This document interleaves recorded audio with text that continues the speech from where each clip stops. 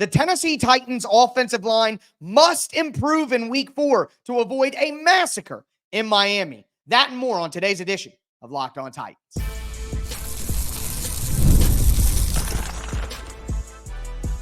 You are Locked On Titans, your daily Tennessee Titans podcast, part of the Locked On Podcast Network, your team every day. It is Thursday here on the Locked On Network, and that means it is time for a crossover. Kyle Krabs of Locked On Dolphins with Tyler Rowland of Locked On Titans, and we are getting ready for Monday Night Football, a rematch of a Monday Night Football game from last year, and a couple of teams off to a slow start, I think, with some big-time questions, and you're kind of meeting that point of the season where things can really start to tip in a bad way, or you can get the ship righted and get things figured out. So, Tyler, we have this crossover, which is presented by PrizePicks. Go to prizepicks.com/LockedOnNFL and use code LockedOnNFL in all lowercase to win $50 instantly when you play $5. Tyler, how's it going? And what are the biggest questions right now in Nashville around the Titans? Well, Kyle, it's going about as good as it can go for being 0-3 and seeing your quarterback, your offensive line, your best defensive player, give the game, your special teams units, give the game away every single week. Despite all of that, I think the biggest story for the Titans is the offensive line now. It was Will Levis for the first few weeks, and Will Levis continues to make big critical mistakes and big moments that hurt the team. But realistically, the biggest problem is that Will Levis is under constant pressure. Once again, the Titans are one of the worst offensive lines in pass protection in the NFL. Brian Callahan is kind of gone away from the run in certain games too, which maybe makes it a little bit worse, but there is a battle right now at right tackle between Nicholas Petit-Frere and Jalen Duncan. And what I would reference is, you know, the meme where it's two sides of the train and one person's looking out of the train and it's sunshine and the other person's looking at the wall and it's all dark and gloomy. Okay, well, the Titans train is just both dark and gloomy sides. You have Jalen Duncan and NPF, Nicholas Petit-Frere, on either side, and it doesn't matter. It's doom and gloom. So I think right now the big story is, can this offensive line even be okay? Like, just not god awful is really what the question is. And I say the offensive line because it's easier to say that, but realistically, JC Latham has looked solid throughout the first 3 weeks of the season. He had a bad week 1 against the speedy Darrell Taylor, but he's been pretty solid. And Peter Skoronski's had his ups and downs, but he's been pretty good. And Brian Callahan has echoed that sentiment. Lloyd Cushenberry is solid at center. But that right side of the offensive line, specifically right tackle with Nicholas Petit-Frere, and then they threw in Jalen Duncan last week, which I think it's worse and worse. You know, like, Jalen Duncan isn't any better than Nicholas Petit-Frere. He's worse. So there is no real answer. The question is, can those guys step up their game a little bit? I don't think that there's going to be some massive jump here. People say it takes time for things to come together, all of that, but there is no massive jump coming in talent and skill from Nicholas Petit-Frere. He's not a starting NFL offensive tackle, but can he at least just get to slightly below average, maybe even okay, to give Will Levis an opportunity to operate an offense and not just completely destroy any semblance of a passing game for the Titans? So I think while Will Levis is obviously, from the Miami Dolphins perspective, Miami fans are going to be like, Will Levis, you know, let's see what's up there. But really, Will Levis from a clean pocket has proven that he's a pretty solid quarterback. Now, I would say, and as you know, Kyle, that quarterbacks have to find a way to work outside of clean pocket situations. That's what is the test of a good quarterback. A lot of these guys would be really great if they had clean pockets all the time. But I have faith that Will Levis can be okay, but he's not going to be okay if the right side of the offensive line gets absolutely dismantled like they did against the Packers. Yeah, and that's an interesting development coming into a game where Miami played a third-string right tackle in Stone Forsythe and couldn't really heat up Geno Smith the way that maybe you thought that they would. Now, they had pressure throughout the course of the game. They forced some mistakes from Geno, had a couple of interceptions on disruptive plays within the pocket. But that storyline with Miami, Bradley Chubb still on the PUP list from recovering from an end-of-season ACL tear. Jalen Phillips kind of working his way up in snap volume. He was up around 70% in week 3 as far as snaps taken. That's a big matchup for this game for sure. What about, you mentioned special teams with the block punts the first couple of weeks. What about defensively for Tennessee? Obviously, they spent a ton and they invested a lot of resources on that side of Yep. the ball. How is it coming together, and what's been the biggest sticking point for them so far on that side of the ball?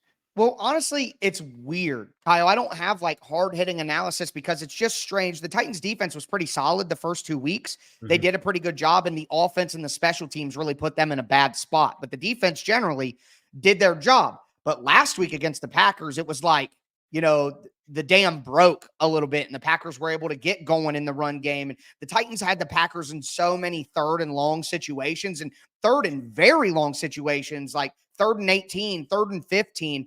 And because they're unable to get any pressure on the quarterback, guys just have so long back there, and the defensive backs can't hold up. So it was a strange situation where the defense let them down more than they had the first 2 weeks. And a lot of it did have to do with tackling. The Titans defense just didn't tackle. And I hate to psychoanalyze, people who I don't know directly, but at some point, I think you look at it and the defense kind of loses a little bit of hope because the offense is so bad. And they're like, am I going to go out there and get destroyed? And can I make this tackle? Am I going to hold on for dear life when I really don't think we have a chance to win because the offense isn't going to produce anything? The Titans have scored over 20 points or more only 6 times in like the last 24 games.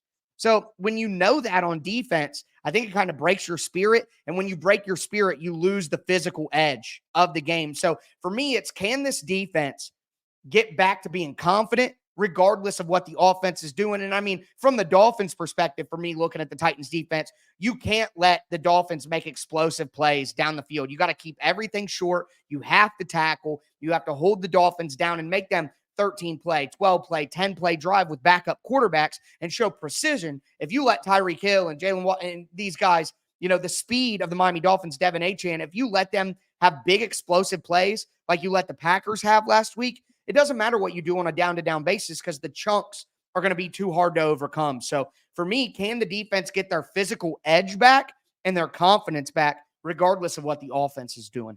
That sounds very familiar to Dolphins fans, or at least it should, Right. because the game against Seattle, you blink and you're down 14. It's 17-3, and the defense holds and holds and holds. They set you up on some short fields, and you have a turnover on downs inside the 10-yard line. They go 93 yards and score a touchdown midway through the fourth quarter. And it's just the levee breaks because you can only keep that intensity up without having that complementary element of the game. So, any other stories for Tennessee? Any injuries that we need to be mindful of on either side of the ball, or anything from a special teams layer? Obviously, there's been some big plays there, but what's the kind of the last lens to look through Tennessee at as we get ready to shift gears and go towards Miami?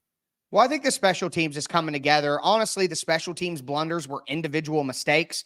Jack Gibbons, a guy who was a starting linebacker last year, he missed a blocking assignment in week 1. And then week 2, Julius Chestnut, the Titans' 3rd-string running back, who should not be playing special teams. Ran Carthon made a major mistake letting Hassan Haskins go. Haskins is one of the better special teams players that the Titans have had in years. You let him go because Chestnut is a better runner of the football, but then you have Chestnut playing special teams, and the Jets rush 4 against 8 and block a punt. It's just completely unacceptable stuff. So I think the Titans are cleaning that stuff up, and that's not as big of a worry. But from an injury standpoint, Chidobe Awuzie, the Titans starting cornerback, is going to go on IR with a groin injury, and that is going to hoist rookie Jarvis Brownlee Jr. out of Louisville, who I'm sure you're familiar with. That's going to hoist him into a starting role. He's had some struggles when he's been asked to come into the lineup, but I like him overall as a player and what he can be. But when you have him going against a talented wide receiver group, that could be dangerous. So I would look for the Titans' backup cornerback, Jarvis Brownlee Jr., being a starter.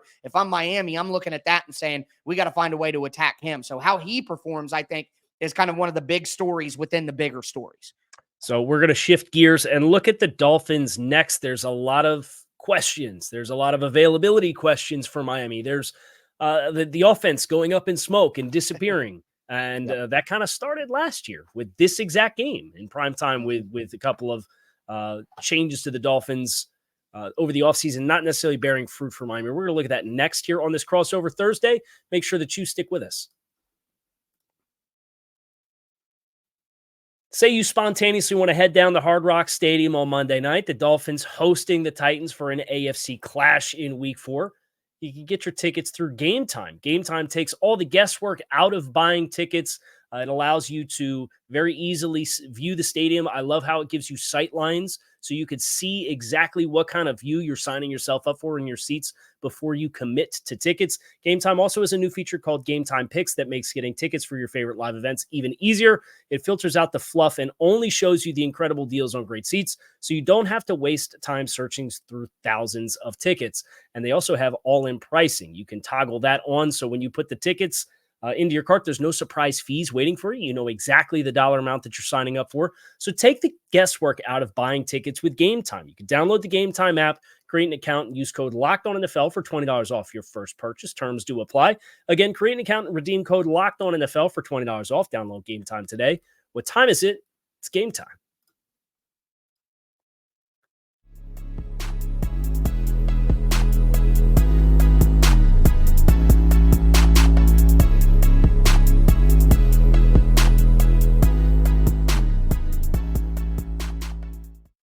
And it is time for us here on Crossover Thursday to look at the Miami Dolphins. And the big storyline is who's playing quarterback. Yeah. They got to go with Tyler Huntley, right? It's got to be Snoop. I would expect that it is Tyler Huntley in this game. You get an extra day. You know, Huntley was kind of late coming on once the Tagovailoa injury happened. So the game against Seattle was about a week. Now you get from Sunday to Monday, so you get a little extra runway.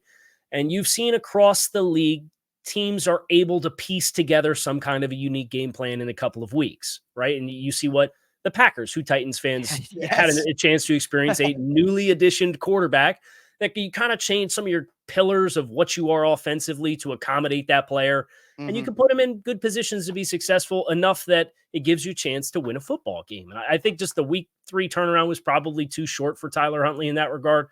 But the super discouraging thing for Dolphins fans on that front is Skylar Thompson's been here for 3 years. This is year 3 in the system.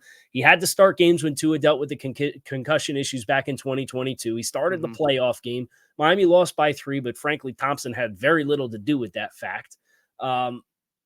They make the backup decision. They part ways with Mike White, who did not have a good preseason. And Skylar Thompson get a chance to play, and he gets himself hurt based off of not even executing like the core principles of the offense. There's reads that are open that you're not throwing to. And Mike McDaniel really called this game like he had to at quarterback. And I think that's a pretty jarring reality check for Miami, because the thought process presumably is, well, he's been here for 3 years. It's the system. I'll call the plays. We'll push the right buttons, and he understands it because he's been here for 3 years and it'll work out. And that couldn't have been further from the truth. Like basic in-breaking routes is the first read into that sweet spot that they like at 10 to 15 yards between the numbers and the hash. We're looking at it and turning it down. We get short yardage situations where we're running flat and we're cutting the end man on line of scrimmage, and we got the back leaking out of the backfield on 3rd and 2. And we're hot because they blitz the Mike linebacker, and we're looking right at it, and we come off of it to work to the middle of the field, and we're hot, and we can't go. We don't have time to go through progressions, and that flat's open. So just basic stuff. They say he's day-to-day with a chest injury that he suffered against Seattle. I would guess he's probably the least likely quarterback to play, just because not only from an injury perspective, but from an execution standpoint, it was awful on Sunday in Seattle. So Tim Boyle's the other quarterback on the roster.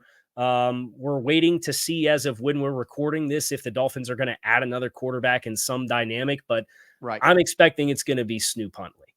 Well, my question for you would be then, and no lie, Kyle, I watch your show quite a bit. Great stuff that you do there on Locked On Dolphins. I noticed you've been talking about wanting to see them to do something different. Do you think that if they do play Snoop Huntley at quarterback, that it will force Mike McDaniel to do things differently and maybe take advantage of his mobility? And that obviously worked against the Titans last week with Malik Willis, some of the design run stuff and his ability to scramble. Do you think that if they do play Snoop Huntley, which I agree, I think they should do you think Mike McDaniel would change to accommodate his skill set, or do you think it would be more the same of trying to run that offense? I would hope so. And it feels like Mike McDaniel's answer to all of the problems right now is add more layers on top of what we're doing. And all that's really doing is adding more margin for error for individual players. And you don't have your starting quarterback who's the orchestrator of it, who it's all tailored for in the first place. So it was just this big recipe for disaster. And you're getting a lot when Miami takes their motions and they're trying to set up their wide zones and they're trying to change the numbers on either side of the center. They're getting a lot of safety rotation down into the motion, and you're getting a lot of unblocked hats to the strong side. Simultaneously, you're also getting fairly light box counts against Miami, whether they're in 12 or 11 personnel, or sometimes even in the 21 packages. Right. And you see the success that they have. They're capable based on the angles and the personnel, and the execution's been good, running duo and inside zone and gap schemes, and they run power and counter, and they're for 8, 9, 13 yards, and then it goes away because they try to go back to getting the wide zone working again. And I'm hoping with a quarterback that has an element of run game to his perspective, and he's only been here 2 weeks, you can strip down all that extra stuff. You can kind of say, hey, our gap schemes and in between the tackles running has been working. We can get an extra hat and an extra body to add an extra gap with the quarterback run game and see what that looks like, to just kind of see if it provides a spark, because that's really what they're looking for right now. 200 yards of offense and 3 points, despite starting on the plus side of the 50 twice against Seattle for an offense that was the number one offense in the league last year from a yardage perspective. Yeah, that makes it tough. Well, if you want a spark, I got to tell you, playing the Titans is kind of a good way to find something. But I do want to ask you about the defensive side of the ball. So obviously Bradley Chubb banged up, Jalen Phillips getting back up to speed. I'm a big fan of Jalen Phillips. Just want to say I liked him so much coming out of college, even with the medical concerns there. But I think one of the biggest losses of the offseason for any team this year was losing Christian Wilkins on the interior for the Dolphins. Can you tell me basically how that loss has impacted the team, or maybe if I have overestimated how much that would do to the Dolphins pass rush? Well, I don't know that you're underestimating Christian Wilkins and his value. I think there's a reason he's a $27.5 million a year player, right? He's outstanding talent. I would say of all the major personnel losses that they've incurred, and that would include Xavier Howard at corner. That would include Christian Wilkins at defensive tackle. That would include Robert Hunt at guard. Yep. Connor Williams at center. Connor Williams at center. Injury based. With Aaron Brewer kind of stepping in, who Titans fans know well. Yes. And then Andrew Van Ginkel on the edge. I would say Kendall Fuller, who's currently in concussion protocol. We don't know if he's going to play. And Calais Campbell have been the players that have been closest to providing comparative quality of play. So Campbell has come in. He made a number of splash plays in the first half against the Jacksonville Jaguars in the first game. And then I thought he was strong against Seattle with a lot of new on their interior offensive line. So it's not a glaring loss, but when they go rotation, and they have to go rotation more because Wilkins was a 90% snap taker, right? And Calais is not. He's 38 years old, right? He's an older player. It gets into Deshaun Hand is kind of the third guy in the rotation, and then it's Brandon Peely or Benito Jones if they want to go odd fronts, and that's where you really feel Christian when they want to go with their bare fronts and cover up the 3 interior offensive linemen and stay in base. That's where you feel Christian the most and his absence the most. But I would definitely say from a new personnel and key places in this game, Fuller being in concussion protocol is a big question. It'll be interesting with the extra day, if that helps kind of clear that up a little bit. And then Teron Armstead on the other side of the ball is also in concussion protocol. So Miami's had a couple of head injuries here the first month of the season that's kind of got some key players in bad spots. Yeah, and that's unfortunate too, because, those other injuries will heal, but we obviously have a higher sensitivity to the head injuries that could really impact you long term. So hoping for health on both sides of the ball. Yeah, but obviously we both talked about some injury things that could impact the teams. Yeah, and now it's kind of time to shift gears. We've set the table for both teams. What does a victory look like for either team in this game? And that's what we're going to go to next here on this Crossover Thursday. Make sure that you stick with us. NFL fans, you can start the season with a big return on FanDuel, America's #1 sportsbook. When you get a hunch in the middle of the game, you want to check out the stats, view the live play-by-play.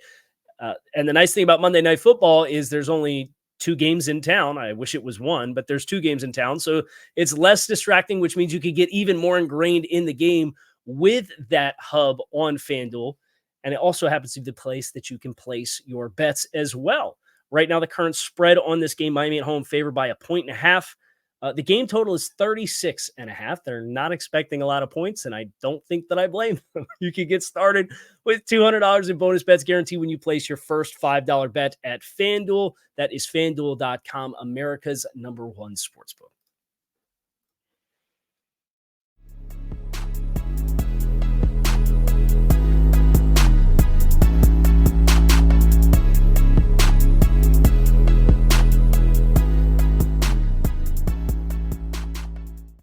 All right, Tyler, I've talked enough. Give us 3 keys to victory for Tennessee in this game. Well, I think number one, they need to run the football. So Miami's run defense has actually been one of the better run defenses in the NFL. I believe they're top 12, top 13, like 112 yards allowed per game. But the Titans only ran the ball 11 times for 33 yards last week. And with how bad the pass protection is, that simply isn't good enough. Now, a lot of that had to do with game flow and the game script with the Packers getting up quite a bit. But this is a Brian Callahan thing. To me, this is a guy who is a pass-heavy guy. That's where he feels comfortable. And when things get kind of sketchy, he wants to go back to his comfort blanket, the quick timing passing game. The problem is you don't have Joe Burrow. You have Will Levis. And Levis has showed that he is much more comfortable in the play-action pass game. And I know that there are studies out there that show that you don't really need the run game to be successful to have success in play action. It's nonsense. But to me, it's not just a setting up the play action pass. It's putting your offensive line in less situations where it's just a pure drop back passing game.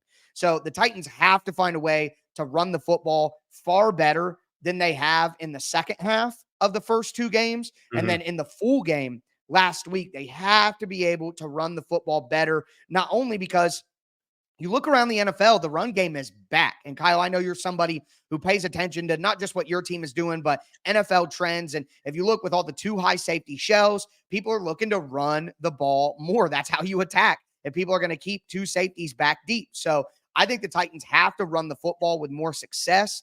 Also, on defense, they got to find a way to get pressure. You're playing against backup quarterbacks, and last week you didn't make Malik Willis work for it at all. He had a lot of clean pockets, and they gave up a lot of 3rd and longs, like I mentioned before, because they simply could not get pressure on the quarterback, something that I was worried about all season with Arden Key as a starter. Arden Key is not a starting edge in the NFL, and the Titans have not gotten enough interior pressure from Jeffrey Simmons and T'Vondre Sweat, like everybody in training camp and preseason said that they would. So the Titans have to find a way to get pressure on the quarterback, especially a backup quarterback, to make those mistakes happen. The Titans have not forced a turnover through 3 games, and the Denard Wilson defense is built on getting turnovers. That's what we've been told all season long. So you're not going to get turnovers if you don't get pressure on the quarterback. And quite frankly, I think the Titans need to blitz more. We heard from Denard Wilson that, Greg Williams and Todd Bowles are my big influences and stuff like that. Okay, well, those guys are blitz heavy guys, and the Titans are not in the top 10 in blitz percentage. The Dolphins blitz more than the Titans. The Titans have only blitzed 26.4%. So I think Denard Wilson needs to wake up and realize that his front 4 pass rushers are not going to get pressure on their own, and they need to dial up pressure and blitzes on 3rd downs to try to get to the quarterback more. And then finally, I keep saying this. It's kind of a running joke on my keys to victory that I keep saying this exact thing, but no big mistakes, please. Like no punt blocks, no stupid penalties that turn into points for the other offense, no pick sixes, no fumbles. Like the Titans just have to play a clean game. It's kind of crazy that the Titans have given up 25 points off turnovers. Mm-hmm. And if you count the punt block that went for a touchdown against Chicago, that's 31. And the Titans' margin of defeat right now is 30 points. There's your points. There's your margin. It's the turnover. So they got to be able to run the football. They got to be able to get pressure on the quarterback. and they can't have any silly, stupid turnovers. And if they do those, they should be a better team than this version of the Miami Dolphins. And if they don't do those things, they're going to find themselves at 0-4, and the season is truly over by the bye week. Yeah. And for Miami, I think the biggest thing for me, and I mentioned situational red zone stuff last week against Seattle, and said, well, your metrics, your scoring offensively, when you get into the red zone, it's not good. And then defensively, when other teams get in the red zone, it's really bad. And it got even worse. The Dolphins got inside the 10-yard line twice, came away with 3 points against Seattle. So if you get short fields, if they give you short fields, if you have a tip ball for an interception that starts on the 7-yard line, like what you dealt with this past week against Seattle, those have to be touchdowns, right? The Dolphins, 25% of their trips into the red zone have yielded touchdowns. They're 2 of 8 through 3 games. Defensively, 6 out of 7 opponent trips into the red zone have yielded touchdowns. That is 31st and 30th in the NFL. Like it could not be worse for you once you get into the red area. And that's where you look at potentially a quarterback that has some run game threat with Mike McDaniel and his background going back to Washington with RG3. And can you tap into those roots and get that extra hat in the run game? They're having a really hard time getting outside. They are averaging less than 2.7 yards per carry off the left and right end this season. All other gaps, it's over 4.4 yards per carry. But that'll be extra interesting. Because the Titans are really good on the interior, but have sloppy edge play. So that'll be interesting. Yeah, I think that's another key one for Miami is getting the outside run game going. Whether that's Devon Achane, who has the dominant workload for you thus far. Jalen Wright looked really good in a couple of carries the past 2 weeks, but hasn't got a lot of volume as a rookie. How can you ignite that spark to get outside and get on the edge and test Tennessee's ability to tackle? You mentioned some of the tackling from this past week. That's a big thing. You've got speed. You've got playmakers. They like to run these perimeter screens. Jalen Waddle stopping and cutting back into the backs of his blockers instead of just getting north and trying to force a tackle and challenge somebody with an angle and trying to run through it. He's trying to find more green grass. So that's another one for Miami is finding the winning plays on the perimeter have not been there. Even if it's the running game, if it's the screen game, if it's quarterback run game, whatever it looks like. The Dolphins have to get that going. And I would say their early down success is especially critical. They kind of turned their nose up at it. This past week against Seattle, they had those successes running the ball between the tackles, and then they got away from it. And there were some negative plays on the outside, and then you're in 3rd and longs with backup quarterback play. Tyler, the Dolphins were 1 of 15 on 3rd and 4th down combined against Seattle. They're at 32% for the season on 3rd and 4th down combined. They're 1 of 10 on 4th down in 3 games.